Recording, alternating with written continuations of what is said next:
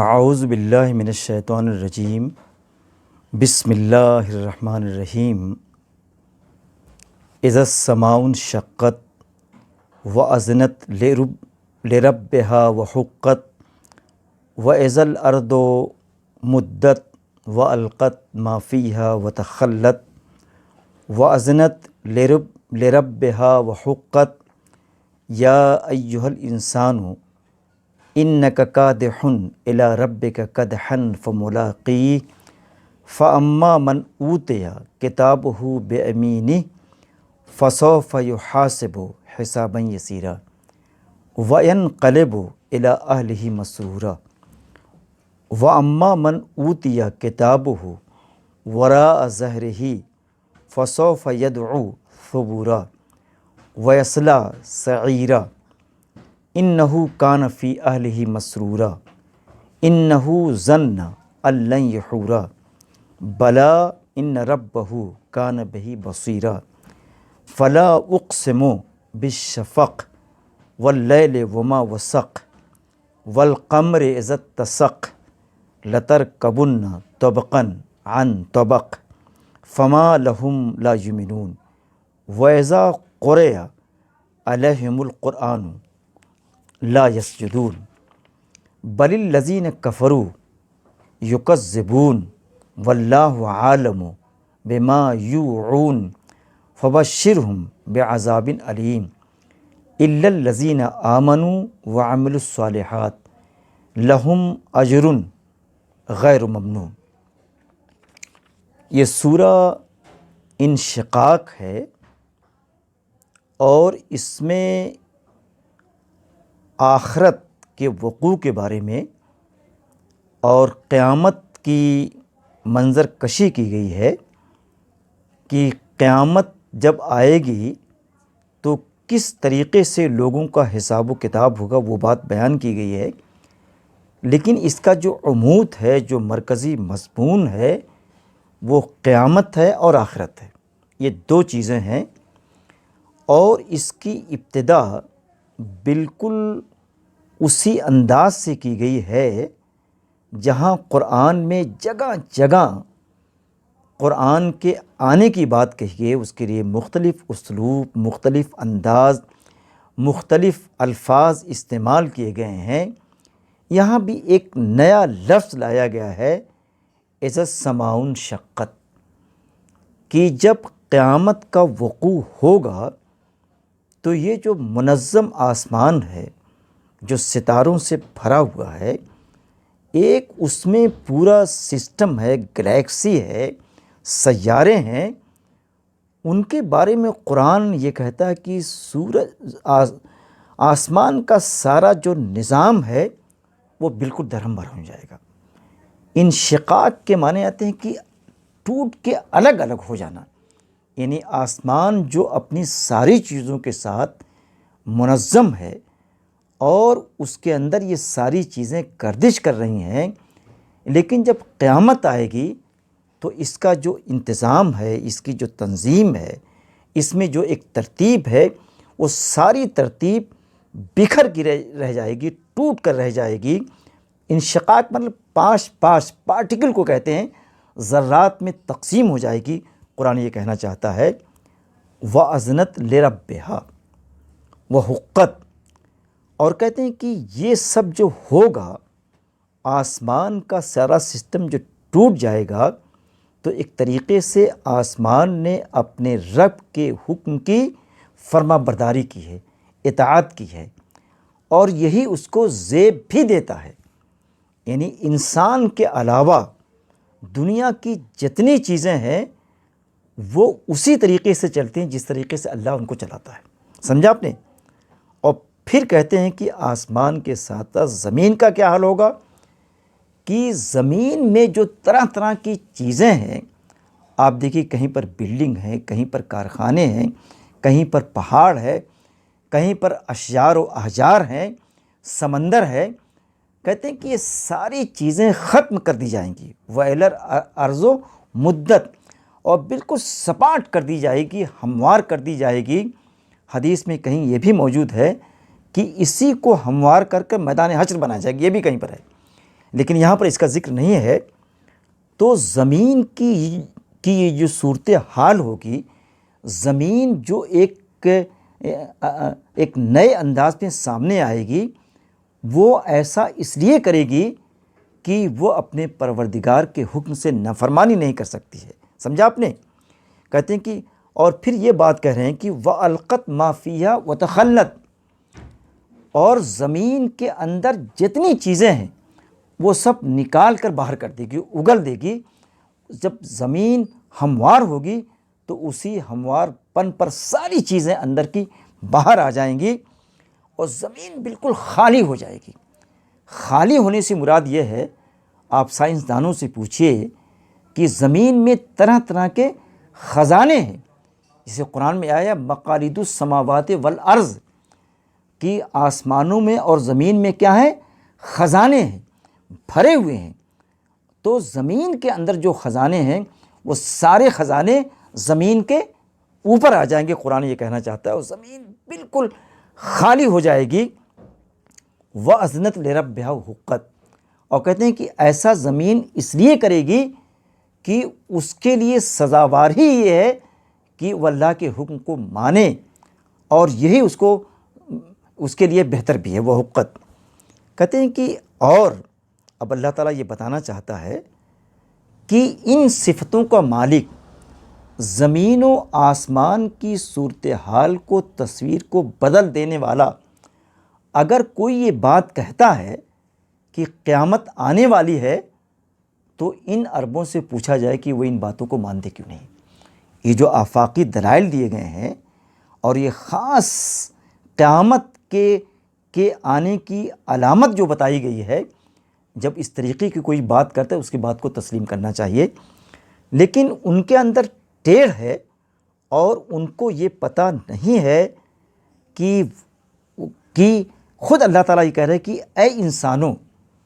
اے بغاوت کرنے والو، تم کو یہ پتہ نہیں ہے کہ انسان جو ہے دھیرے دھیرے اِنَّکَ کَادِحٌ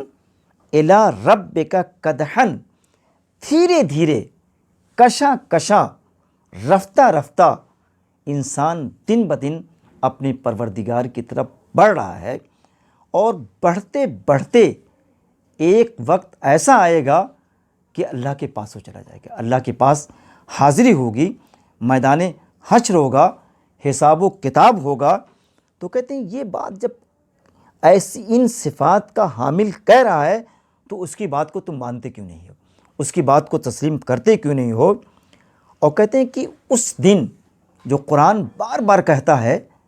کہ تمہاری ساری باتوں کو نوٹ کیا جا رہا ہے، تمہاری ساری کرتوتوں کو لکھا جا رہا ہے، قلم بند کیا جا رہا ہے. تو کہتے ہیں کہ اس دن جب اللہ سے ملاقات ہوگی،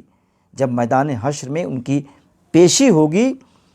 تو یہ جو لکھی ہوئی کتاب ہے، ان کے کارناموں سے بھری ہوئی جو کتاب ہے،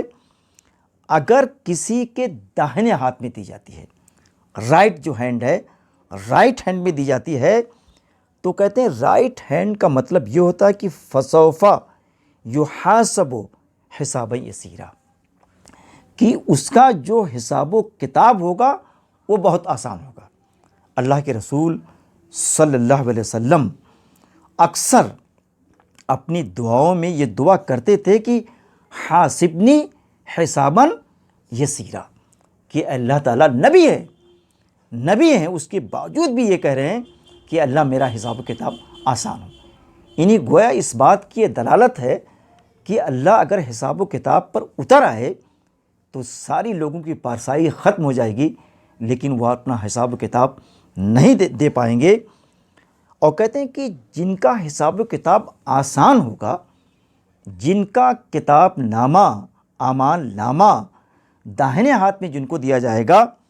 کہتے ہیں کہ وہ ینقلب الی اہلہ مسرورا، وہ اپنے اہل و عیال کے پاس خوشی خوشی جائے گا، لوٹے گا. اس میں تو لوگ یہ کہتے ہیں کہ یہاں اہل سے مراد یہ ہے کہ اس کے خاندان کے جو پاک باز لوگ ہوں گے، جنہوں نے اچھے عمل کیا، اچھے اعمال جن کے ہوں گے، ان سے یہ ملیں گے. لیکن جن کے اعمال اچھے نہیں ہوں گے ان سے نہیں ملیں گے. لیکن قرآن کی اس آیت سے نکلتا ہے کہ ان کے گھر کے جتنے لوگ ہوں گے، اگر کچھ لوگوں کے اعمال نہیں بھی اچھے ہوں گے، اس آیت سے نکلتا ہے. تو مجھے ایسا لگ رہا ہے اس آیت میں یہ بات موجود ہے، لیکن اس کو عام کرنے کی ضرورت نہیں ہے کہ گھر کا اگر کوئی ایک آدمی جنتی ہو گیا اور کوئی ایک آدمی اللہ کی طرف سے سرفرازی کا پروانہ اسے مل گیا، تو مجھے ایسا اس آیت سے لگ رہا کہ گھر کے سارے لوگوں کو، اگر کچھ گرے پڑے لوگ ہیں، ان کے اعمال اچھے نہیں ہیں، کردار اچھے نہیں ہیں، تو اس آیت سے یہ بات نکلتی ہے پوری طریقے سے. اہل میں سارے لوگ شامل ہیں بھائی. اگر اس کے اہل و عیال میں کچھ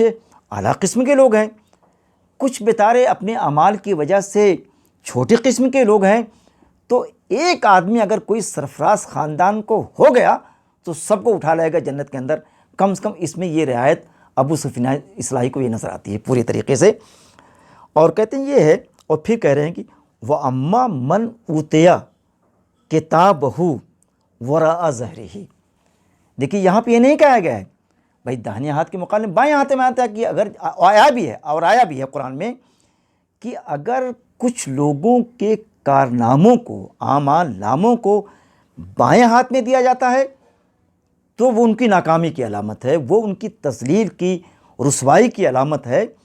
لیکن یہاں پیٹ کا ذکر کیا گیا ہے. اس میں ایک خاص انداز ہے.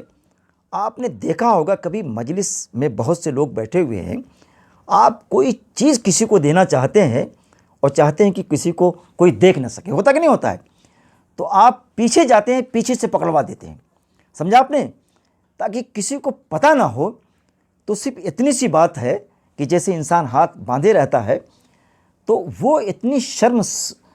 شرمساری ہوگی، اتنی ندامت کا وہ حامل ہوگا کہ برسر عام اپنی ناکامی کے اعمال نامے کو نہیں لے سکے گا، تو وہ پچھلے سے چپکے سے پکڑ لے گا. تو سمجھا آپ نے؟ قرآن صرف اس بات کی علامت ہے، جو پیٹھ کے پیچھے جو کہا گیا صرف یہ بتایا جاتا ہے کہ غیر معمولی قسم کی اسے پشیمانی ہوگی، ندامت ہوگی، شرمندگی ہوگی، تو اپنی شرمندگی کو چپکے سے لینا چاہتا ہے. یعنی برس بھائی اب دیکھیے کسی کو کوئی سرٹیفکیٹ ملتی ہے، کسی کو کوئی ایوارڈ ملتا ہے تو آپ اسٹیج پہ آ کر لیتے ہیں کہ نہیں لیتے ہیں. لیکن یہاں تو بدعماریوں کا اعمال نامہ ہے، تو یہ چاہے گا چپکی سے چھپا کے پیچھے کے پیچھے لے لیں.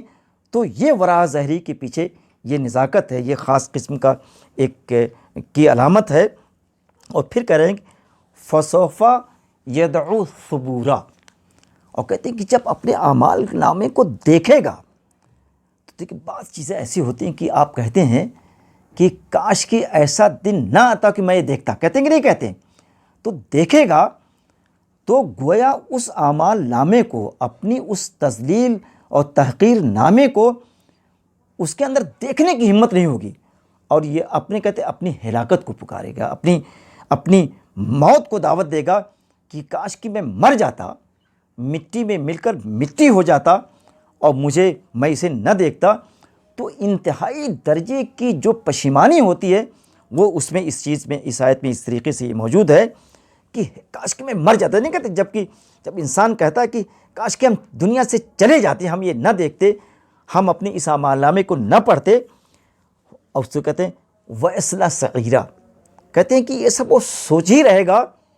کہ اس کو اٹھا کر دہکتی ہوئی بہت ہی شدید ترین آگ میں اسے ڈال دیا جائے گا. آپ قرآن کو پڑھیے تو گھما پھرا کے بار بار قیامت کا ذکر آتا ہے، جہنم کا ذکر آتا ہے، آگ کا ذکر آتا ہے. صرف اس لیے آتا ہے کہ وہ بندے کے ذہن کو، فکر کو اللہ کی طرف موڑنا چاہتا ہے. اِنَّهُ كَانَ فِي أَهْلِهِ مَسْرُورًا. یہی آدمی جس کا اعمال نامہ آج پیٹھ کے پیچھے سے دیا گیا ہے،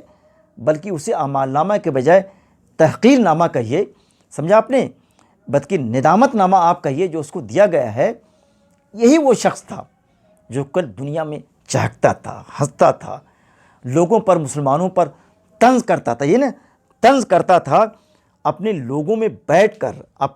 اپنے سپورٹرز میں موجود رہ کر لوگوں کا مذاق اڑاتا تھا، لیکن آج اس کو اس آگ میں جانا پڑے گا اور اپنے اعمال نامے میں جو اس کے کرتوت ہیں اس کے مطابق اس کی جو سزا ہوگی اس کو وہ بھگتنا ہوگا۔ اور کہنے انہو ظن ان لن یحورا، اور دنیا میں اس طریقے سے اکڑتا تھا، اس طریقے سے اپنی مجلس میں مست رہتا تھا، اور اس طریقے سے شراب میں پی کر بدمست رہتا تھا، ایسا لگتا تھا کہ انہو ظن ان لن یحورا، کہ اب اس دنیا سے وہ جا ہی نہیں سکتا ہے، اس دنیا سے وہ پلٹ ہی نہیں سکتا ہے۔ کہتے ہیں کہ وہ یہ سمجھتا تھا کہ ہمیشہ کے لیے وزیر اعظم ہو گیا، وہ یہ سمجھتا کہ میں ہمیشہ کے لیے وزیر اعلیٰ ہو گیا، وہ یہ سمجھتا ہے کہ میں دائمی وائس چانسلر ہو گیا۔ تو یہ لوگوں کی بھول ہے، یہ لوگوں کی بھول ہے، یہ عارضی چیز ہے۔ کہتے ہیں کہ بلا ان ربہ کان بہ بصیرا، تو اس طریقے کی جن کی سوچ ہے وہ دنیا کو اپنی دائمی زندگی، دنیا کے سرور کو اپنا دائمی سرور سمجھتے ہیں، اینٹھتے ہیں، اور اللہ کے بندوں پر پتھر چلاتے ہیں، ان کو یہ نہیں پتہ لگ رہا ہے کہ ان کے سارے کرتوت کو، ان کی ساری حرکتوں کو، ان کی ساری بدمعاشیوں کو پوری طریقے سے اللہ تعالیٰ دیکھ رہا ہے۔ ہر انسان ہر وقت بس اللہ کی نگاہ میں۔ بصیرہ کے مطلب یہ ہوتا ہے جو بڑے غور کے ساتھ، انگریزی کا لفظ جو آتا ہے مائنیوٹلی، ایک ایک چیز کو، ایک ایک پارٹیکل کو، ایک ایک ذرے کو دیکھتا ہے۔ سمجھا آپ نے؟ بھئی حدیث میں تو یہ بھی آتا ہے کہ انسان جب سوچتا ہے تو اپنے دل میں بھی کچھ پلاننگ کرتا ہے، تو اس پلاننگ کے بارے میں اللہ جانتا ہے۔ تو بصیرہ کا مطلب ہے تم زبان کو ہلاؤ یا مت ہلاؤ، تمہارے باطن میں کچھ ہے، تمہارے ظاہر میں کچھ ہے، تمہارے پارٹی بازوں میں کچھ ہے، ان ساری چیزوں کو اللہ تعالیٰ ایک ایک کر کے پوری طریقے سے دیکھ رہا ہے۔ اور پھر آ جاتے ہیں اللہ تعالیٰ آفاقی دلائل کے پاس۔ فلا اقسم بالشفق، نہیں، یہ نہیں کے بعد پھر دوسری چیز ہے کہ میں شفق کی، شفق آپ جانتے ہیں کہ سورج کے غروب ہونے سے پہلے جو ایک خاص قسم کی سرخی ہوتی ہے اس کو کہتے ہیں، تو ان سرخی کا لانے والا میں اس کے حوالے سے کچھ کہنا چاہتا ہوں۔ یہ ان کی ضد جو ہے، جو اصرار ہے، جو کسی طریقے سے اللہ کے سامنے پیشی کو تسلیم کرنے والے نہیں ہیں، آخرت کو ماننے والے نہیں ہیں، میں اس حوالے سے کچھ کہنا چاہتا ہوں۔ واللیل وما وسق، اور یہ رات جو ہے جب پورے طریقے سے ہر چیز کو اپنی گرفت میں لے لیتی ہے، سب پر چھا جاتی ہے، تو کہتے ہیں کہ یہ جو پورا ایک ماحول بنانے والا ہے، میں اس کے حوالے سے کہنا چاہتا ہوں۔ یہ جو بھائی اس کے پیچھے اللہ کی کار فرمائی ہے۔ اور پھر کہیں والقمر اذا اتسق، اور کہتے ہیں کہ یہ چاند جب وہ پورا ہو جاتا ہے، ابھی ایک تو ہلال کہلاتا ہے پہلی کا چاند، ابھی آنے والا ہے پہلی کا چاند، تو بالکل چھوٹا سا ہوتا ہے، اسی طریقے آخر میں جاتے جاتے بھی بالکل اس کی روشنی اور اس کی جو چاندنی ہے غائب ہو جاتی ہے۔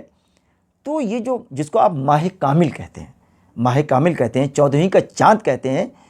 تو یہ 14ویں کا جو چاند ہے، سمجھا آپ نے، یہ جو 14ویں ماہ کامل کے اندر جو حسن بھرنے والا ہے، وہ حسن بھرنے والا آپ سے کچھ کہنا چاہتا ہے۔ ان عربوں کی ٹیڑھ کو، ان عربوں کے ذہن میں جو کیڑا ہے، اس کیڑے کو نکالنا چاہتا ہے۔ تو کہتے ہیں کہ لیکن پھر بھی وہ کسی طریقے سے تسلیم کرنے کو تیار نہیں۔ تو ذرا ان سے بتایا جائے، ان سے یہ کہا جائے، سرداران عرب کو یہ پیغام پہنچایا جائے کہ لتر کبن طبقاً عن طبق، کہ مستقل تم ایک نہ ایک اسٹیج سے آگے بڑھتے رہتے ہو۔ انسان پیدا ہوتا ہے، اس کا بچپنا ہوتا ہے، جوانی ہوتی ہے، بڑھاپا ہوتا ہے، قبر میں جاتا ہے، پھر اس کے بعد زندہ کیا جائے گا، پھر وہ میدان حشر میں اللہ کے سامنے حاضر کیا جائے گا۔ تو یہ سارے جو اسٹیجز ہیں، اگر انسان اس پر غور کرے تو دھیرے دھیرے، طبق کہتے ہیں منزل کو کہتے ہیں، ایک ایک منزل کو، ایک ایک اسٹیج کو طے کرتا رہتا ہے، لیکن اس کو پتہ نہیں ہے لیکن اتنا وہ مست ہے اپنی اقتدار میں، اپنی دولت میں، اپنی ریاست و سیادت میں اتنا چور ہے کہ اسے کچھ دکھائی نہیں دے رہا ہے اور رسالت کی آواز پر بالکل توجہ نہیں دے رہا ہے۔ فما لہم لا یؤمنون، کہ اتنی ساری بار ہم بتائے گئے ہیں کہ یہ شفق جو آپ دیکھ رہے ہیں یہ یوں ہی نہیں ہے۔ آپ جو چاند جو ماہ کامل بن جاتا ہے، اس کے پیچھے کوئی طاقت ہے، کوئی اسے بنانے والا ہے۔ اور اسی طریقے سے رات جب پوری طریقے سے چھا جاتی ہے، ایک دم سے اندھیرا ہو جاتا ہے، تو اس پورے نظام کے پیچھے ایک طاقت ہے، ایک رب ہے۔ وہ رب کہنے والا ہے کہ تم دھیرے دھیرے موت سے قریب ہو رہے ہو، قیامت سے قریب ہو رہے ہو، میدان حشر کی جو پیشی ہے اس سے قریب ہو رہے ہو، لیکن یہ تسلیم کرنے والے نہیں ہیں۔ تو قرآن یہ کہہ رہا ہے کہ اتنی ساری باتوں کے بتانے کے باوجود یہ ایمان کیوں نہیں لاتے ہیں؟ یہ اللہ کی طرف مڑتے کیوں نہیں ہے؟ ان کی بغاوت میں کمی کیوں نہیں آتی ہے؟ وَإِذَا قُرِئَ عَلَيْهِمُ الْقُرْآنُ لَا يَسْجُدُونَ، اور جب ان کو قرآن سنایا جاتا ہے، جب ان کے سامنے قرآن کی تلاوت کی جاتی ہے، تو قرآن میں ایسی سی آیت ہیں کہ انسان پر ارتعاش طاری ہو جاتا ہے، انسان پر ایک طریقے سے کپ کپی طاری ہو جاتی ہے، لیکن یہ ہیں ان کے ذہن پر، ان کی صحت پر کوئی فرق پڑنے والا نہیں ہے۔ کہتے ہیں کہ جب قرآن پڑھتا ہے تو قرآن زندگی میں ایک انقلاب برپا کر دیتا ہے، ایک تغیر برپا کر دیتا ہے، لیکن اس انقلاب کا، اس تغیر کا، اس اصلاح نفس کا، اس تزکیہ نفس کا ان کفار مشرکین سے کوئی تعلق نہیں ہے۔ قرآن یہ کہنا چاہتا ہے بل الذین کفروا یکذبون، کہ قرآن پڑھا جاتا ہے، اللہ کے رسول تبلیغ و ترسیل کرتے ہیں، لیکن ان کا یہ حال ہے کہ ان کی تکذیب میں دن بدن زیادتی ہوتی رہتی ہے، ان کے کفر میں اور استحکام آتا رہتا ہے۔ واللہ عالم بما یوعون، ذرا ان کو بتاؤ، یہ جو اپنے کفر پر اڑے ہوئے ہیں، یہ جو اپنے شرک پر اٹل ہیں، ان کو ذرا بتاؤ کہ جو ان کی سوچ ہے، جو اپنے دل میں انہوں نے چیزیں جمع کر رکھی، جو ان کے افکار ہیں، ان افکار کو، اور جن فسق و فجور سے ان کا سینہ لبریز ہے، ان کے اس لبریز پن کو اللہ تعالیٰ پوری طریقے سے دیکھ رہا ہے، ان سے واقف ہے، اور ان کی ان چیزوں کے بدلے میں ان کو وہاں پر کس طریقے سے آگ میں جھونکا جائے گا، ان کو سزائیں دی جائیں گی۔ کہتے ہیں کہ لیکن ان پر وہ کان دھرنے والے بالکل نہیں، قرآن یہ کہنا چاہتا ہے۔ تو کہتے ہیں فبشرہم بعذاب علیم، آج بالکل ان کو یہ بتا دیجئے کہ بہت دردناک قسم کا، علیم کہتے ہیں بہت ہی دردناک قسم کا، بہت ہی، جسے بعض درد ایسا ہوتا ہے کہ انسان کا وجود ہل جاتا ہے۔ کہتے ہیں کہ کبھی کبھی درد ہوتا ہے انسان اچھلنے لگتا ہے، کبھی درد ایسا ہوتا ہے تڑپتا ہے، تو یہ اس طریقے کا درد ہوگا کہ وہ تڑپے گا، وہ اچھلے گا، وہ بالکل مضطرب ہو کر رہ جائے گا۔ جیسے آپ کہتے ہیں کہ ماہی بیاب، اگر ماہی کو، مچھلی کو پانی سے باہر نکل دے تڑپتی ہے، آپ نے دیکھا تڑپتی ہے پانی کے لیے، تو کہتے ہیں اسی طریقے کا عذاب ہم انسانوں کو دیں گے۔ علیم میں یہی مفہوم ہے۔ لیکن اس کے علاوہ جو دوسرے لوگ ہیں، جو اللہ کے پاکباز بنتے ہیں، جو اللہ کے فرما بردار بنتے ہیں، جو اللہ کے صالح بندے ہیں، کہتے ہیں جنہوں نے ایمان کے ساتھ ساتھ عمل صالح کیا ہے، لہم اجر غیر ممنون، تو ان کو ہم اس طریقے سے نوازیں گے، ایسے باغات میں، ایسے نہروں کو کنارے ہم ان کو رکھیں گے کہ وہ ان کا دائمی ٹھکانہ ہوگا، وہ ان کی دائمی رہائش ہوگی، اور جو ان پر برکتوں کی، رحمتوں کی، اللہ کی عنایتوں اور انعامات کی جو بارش ہوگی، پہم ہوگی، اور کبھی وہ ختم ہونے والی نہیں ہے۔ تو اس سورہ میں صرف انسان کو جگانے کی کوشش کی ہے، انسان کو بتانے کی کوشش کی ہے، انسان کو جھنجھوڑنے کی کوشش کی گئی ہے کہ کم سے کم اس کے ذہن میں تصور آخرت گھر کر جائے، اور قیامت کا دن جو آنے والا ہے اس کے تعلق سے وہ سنجیدہ ہو جائے، اور وہ اپنی آگے کی زندگی کے لیے تیاری کرنا شروع کر دے۔ اس پوری سورہ میں اسی نقطے پر گفتگو کی گئی ہے، اور اسی نقطے کو پوری طریقے سے انسانی ذہن میں بٹھانے کی کوشش کی گئی ہے، تو اللہ سے دعا ہے کہ ہمارے سامنے تصور آخرت ہو اور ہم آخرت کی زندگی کی تیاریاں